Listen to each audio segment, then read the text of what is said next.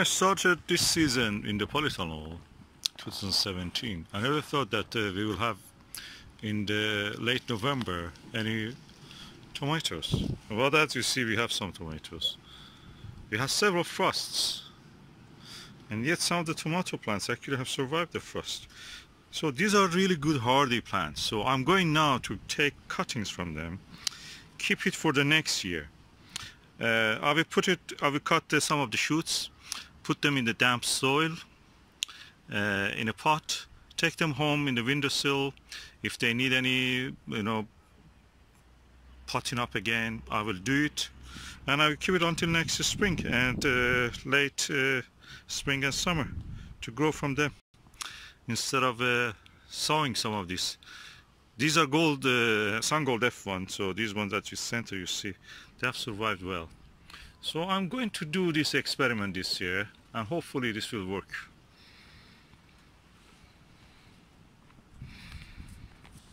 Okay, this is a good shoot, even if that's some fruit, flowers going to be fruit.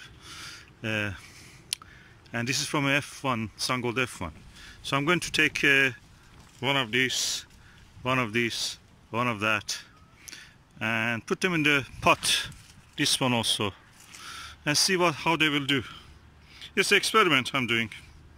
If they grow, I will have 2 years old tomato plants. Okay, I have now potted 2 beefsteak tomato and 4 sun gold F1. I just wanted to show, there are flowers here. These flowers take the energy from the plant. When I wanted to plant, of course, I cut some of the leaves, cut these causes the drying up of the plant. They have surface area, they breathe, they lose water through them. It's like bleeding for us. So I have removed some of the leaves. I also removed these flowers. So I pinch them. They're not timely at this time of the year. I want the plant to put its energy for the roots. There is another sets of flowers here. I cut these ones also. So the plant puts its energy for growing. A good root system. So also here, I remove the flower head. Another flower head here. And another flower head here. I remove all of these flower heads. And there is another one here.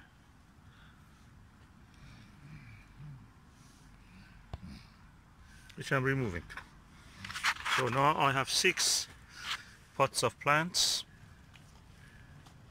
tomato plants. They're already 1 year old, around 1 year old. And I'm keeping them through the winter until next later spring to plant them again. 2 sun gold F1s, 2 beefsteak tomato. You can see the parent plant is this. That's the shape of the beefsteak tomato. It was quite late for this time of the year, so it didn't go to anything.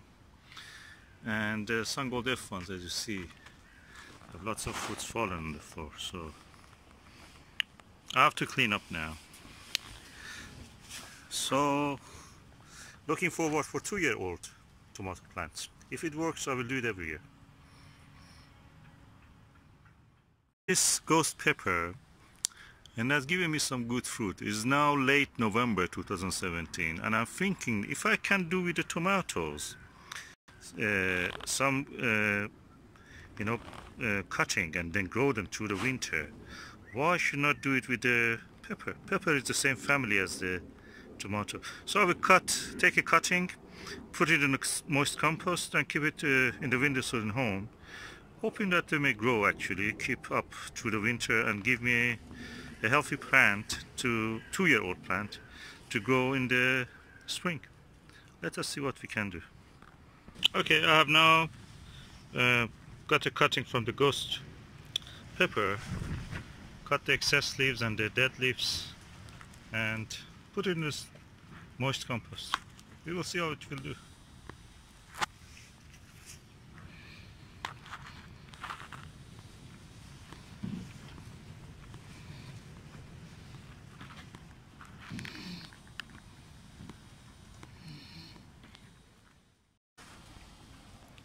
This is late November, and at this time of the year even I have some plants of the aubergine growing. So what I'm thinking, if I can do with the tomato, growing them over the winter in a cutting, and with the pepper, why should I do it with the aubergine? They are the same family. So I take a few cuttings of this, just doing a test, just to see if they grow. I have some flower even here. So it was a good year actually. What a beautiful flower.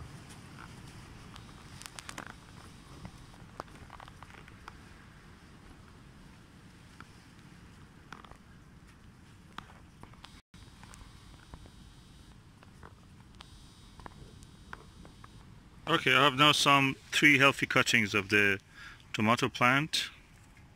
Aubergine plant. So I'm doing it now, putting them in the wet compost. I will remove that flower. I just wanted to show that the flower is there, but I will remove it.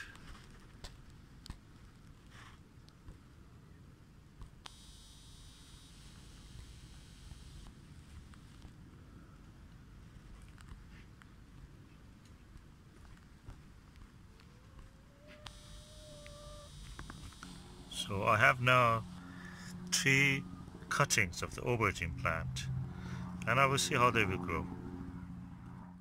I was cleaning the polytunnel and I removed the aubergines, and I made a discovery. This is the last aubergine of the summer, and yeah. This is delightful. I will put it in a salad. You can eat it. Slightly microwave it, tenderize, and then you can add it to the salad with some cheese and walnut. What a delightful surprise. Today is the 23rd of the November, so and we had several frosts, yet you had the aubergine. Today is the 23rd of November 2017, and I'm going to do the last harvest of the tomato in the polytunnel, and then remove the tomatoes. I've taken some cuttings to grow over the winter, and in the spring plant them again in the polytunnel, just as an experiment to see if it will be successful or not. Some cuttings of tomato, some cuttings of aubergine and pepper. We will see how it is. So I'm now going at the moment just to take the rest of the tomatoes, green or red. I will take them, I will put them in the windowsill, and the ones which are ripe, we will eat them immediately.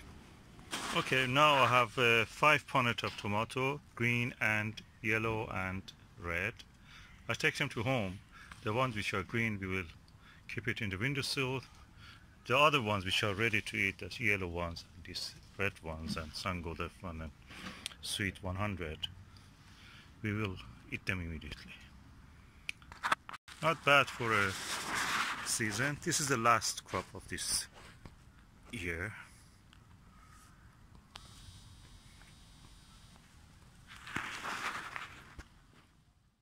How a tomato tree which survives the blight will look. Today is late November 2017, and these are the survivors of the blight. As you see, they have been dried, they have been damaged by the frost, and some of the survivors actually are growing, like this one, or like that one. Those are the ones which I get cuttings from them. I will show you. Okay, these are the tomatoes that have survived the blight. These are Sangold F1. These 2 are beefsteak. The blight and the frost, they have survived it. So these are really good. They have good strains.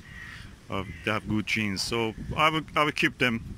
I've taken a cutting, remove the excess leaf, and if there is any fruit or fruit bud, I will remove them, like this one. Then I will pot them up as they need. And also I've done it with some of the aubergine and some of the the ghost pepper. So we will see how they will do. This is the way that you can keep the tomato. Tomatoes practically can live more than 1 year, and I'm doing this experiment just to prove that. The polytunnel for the tomato is finished this year, 2017. This is late November, and we had more than whatever we could consume tomatoes. In This tiny polytunnel is about 3 meters or 5 meters. That's the maximum we can have in our allotment. So they are going down. They have done it. I removed the ropes, the twines, and I will cut them into smaller pieces and will compost them. They don't have any blight or anything. They just have been frostbitten and dried on the spot. And then I have some salad leaves. I will continue to add more salad leaves to the back end space now that we have. I will show you the result after I've done it.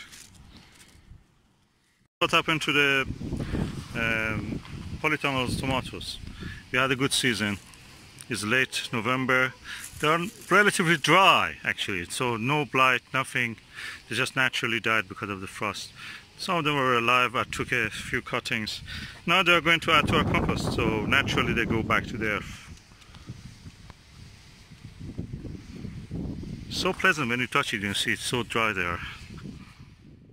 Okay, this is where the tomatoes of the Polytunnel, after giving us a very bountiful crop, ended up. Now they are in the compost bin. I'll put the cap on the compost bin, and that's it. They will go back to the earth. We will have some soil in the spring, hopefully.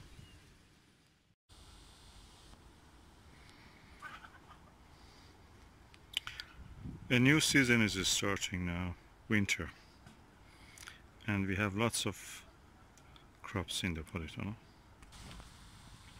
Salad leaves, lettuces,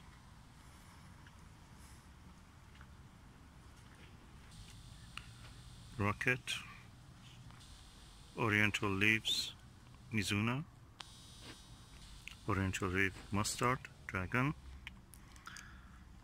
Persian cress,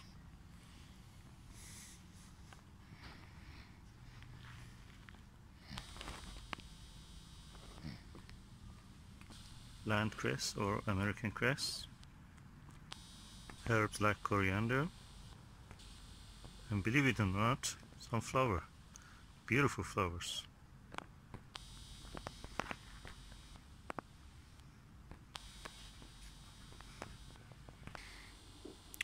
Winter is a time that the gardeners will enjoy their crop in the cold and frost. The garden never sleeps.